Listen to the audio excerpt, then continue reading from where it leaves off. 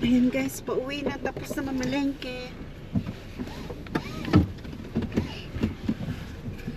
Pakita ko sa inyong dadaanan namin pauwi.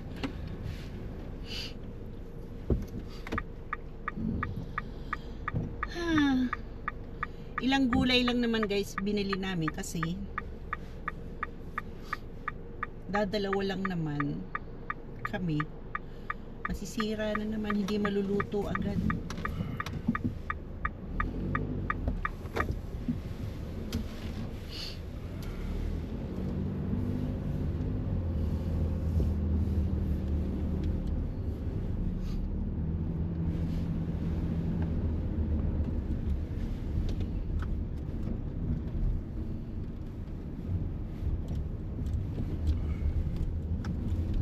Gutom na. Hindi kasi nag-almusal, kape lang. Hindi talaga ako sanay na hindi mag-almusal ay. Kakagutom.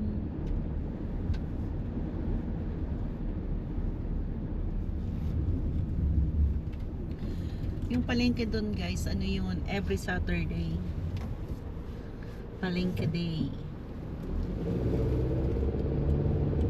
Kaya lang mahal pa rin. Parehas lang sa ano, sa grocery. Ang advantage lang dyan, fresh talaga, bagong pitas. Ay sa grocery, mga ilang araw na yung ibang ano gulay minsan. Ilang araw na naka-stock din.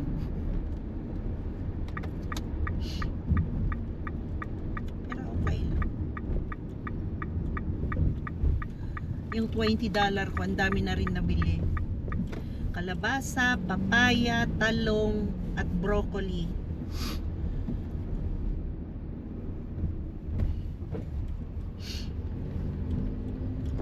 May natira pang ano, $3 yata.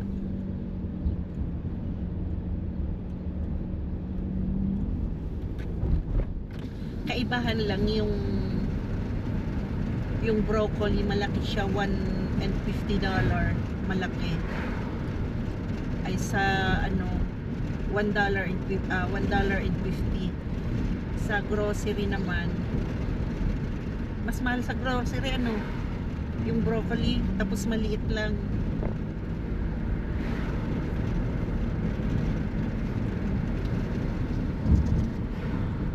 Sa palengke kasi hindi na nila inaano, wala ng quality. Yung quality nila pinipili pa, hindi na. Lahat na lang, wala na silang inaano na hindi pwede yan, hindi pwede yan. Lahat nilalagay na lang. Yung mga hinarvest nila, wala nang pinipili, lahat na lang. Yung customer na lang ang mamimili. Compare mo sa grocery na pinili talaga yun. Yung quality niya.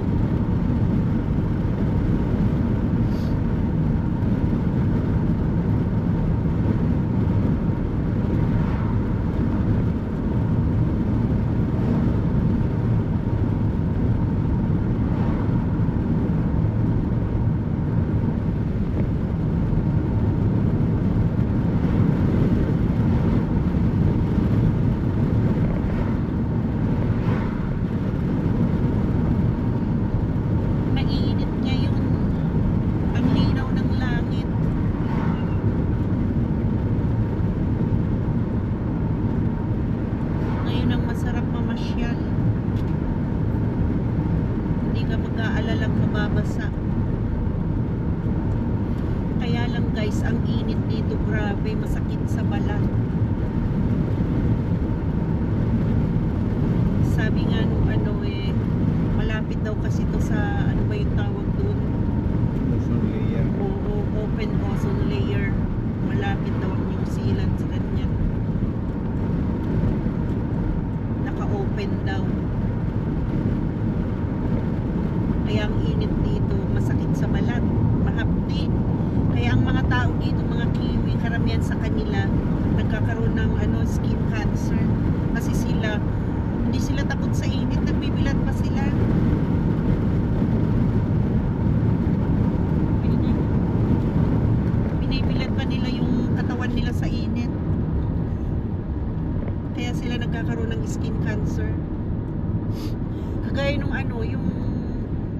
sino ba yung vlogger sa ano, Australia ba? Yung skin cancer yata yung ano nun eh, sakit.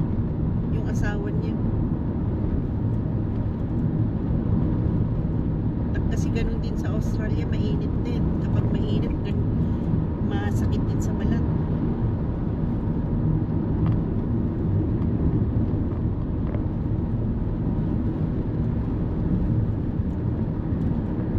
Yung mga taga rito kasi, mga Kiwi, lalo na yung mga puti, nagbibilad talaga sila. Pero yung mga ano, mga Maori naman, hindi naman sila mahilig sa ganyan na bilad. Yung mga puti talaga, mga Kiwi.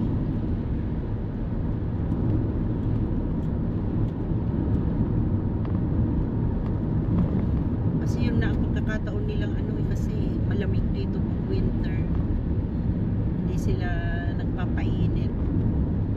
Hindi naiinitan. Kapag summer na, yun ang pagkakataon na mabilad.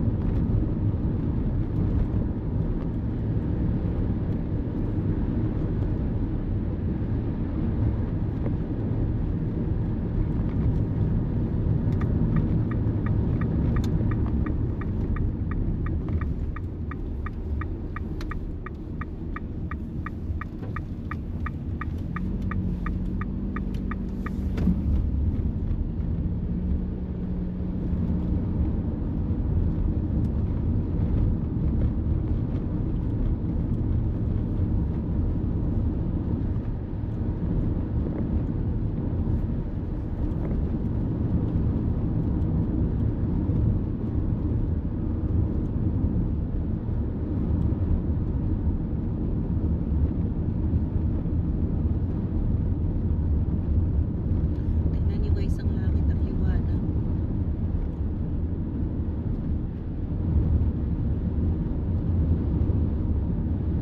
Maaliwalas na langit.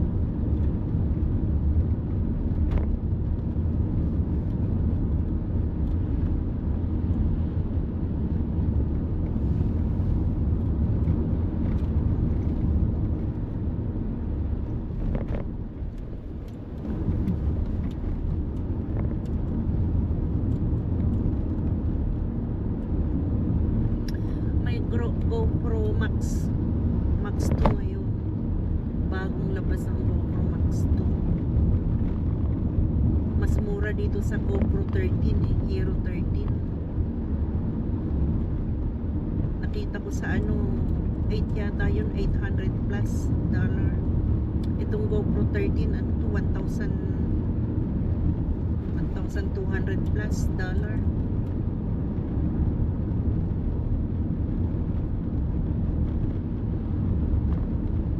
Hindi ko alam kung anong pinagkaiba dito sa GoPro 13 na to. Hindi ko lang kasi alam pang i-ano, pagkalikutin. Pag uwi ko sa Bicol, pakalikot ko kay Kenneth kung ano yan, kung paano.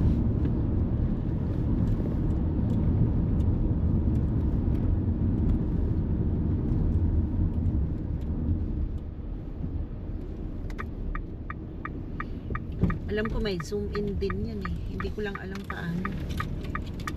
Ano dyan sa...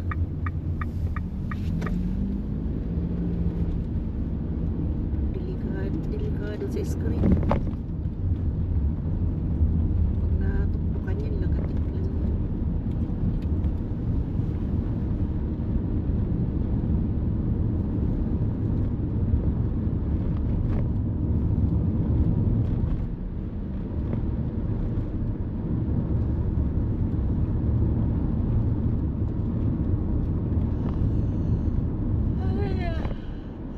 Plano na naman guys umuwi sa Pinas next year. Baka mga August na. Kasi para maka-attend ng ano, Piña Francia. Piña Francia dun September 15, 16. Hindi pa ako naka ng Piña Francia sa Naga.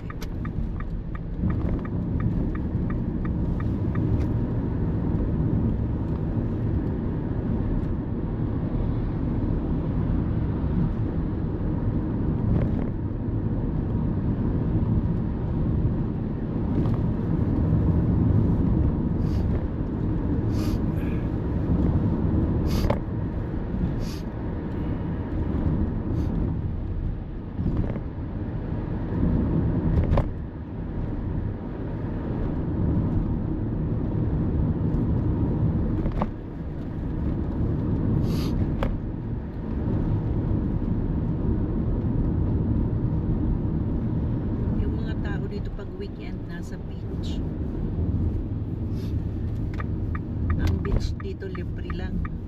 Walang bayad. Magsawa ka. May nabalitaan ako kahapon sa Australia, may kinain na naman ng pating sa beach, babae.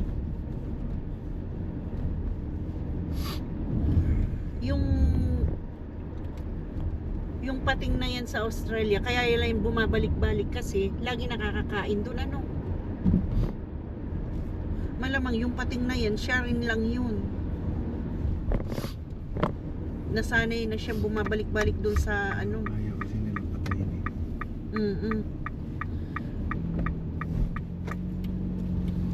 Nakakailang ano na yan dyan eh, sa Australia na yan. Yung saan ba yun, saang beach ba yun sa Australia? Basta doon sa Australia yan. Sa Perth yata eh.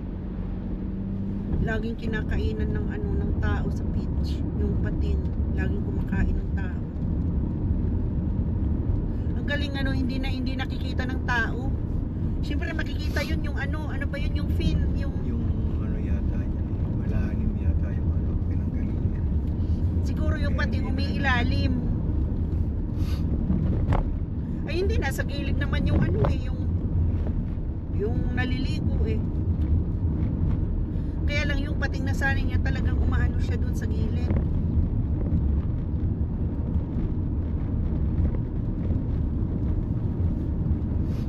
Kasi naman, alam na nilang may pating doon na nangangain, doon pa rin sila naliligo.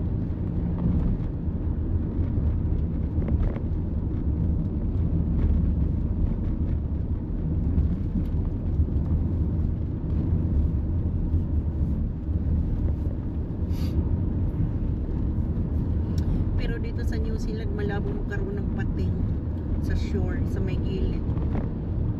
Kasi hindi naman malalim masyado.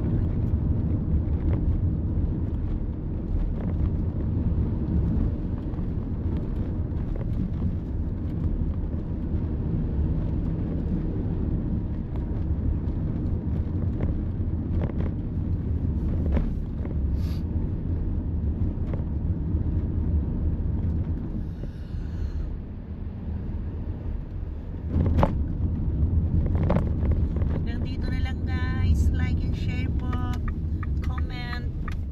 And click the notification bell po para updated po kayo sa aking munting vlog. At pa-subscribe na rin po. Maraming salamat. God bless everyone. Bye. Laging may tubig dito.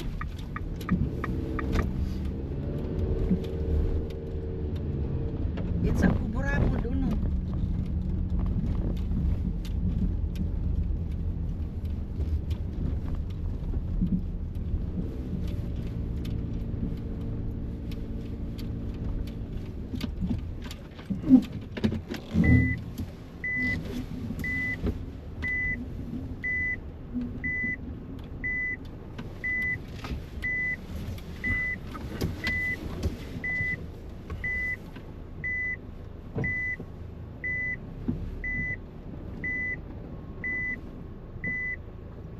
Pati rin dito oh. Uy, na nanggagaling yan. Ha? Diyan na nanggagaling. Diyan lang. May tubig dyan na nag-ano. Parang may ano, may burabod. Sabagay, valley nga ito. Stokes Valley. Maraming tubig din. Bye guys!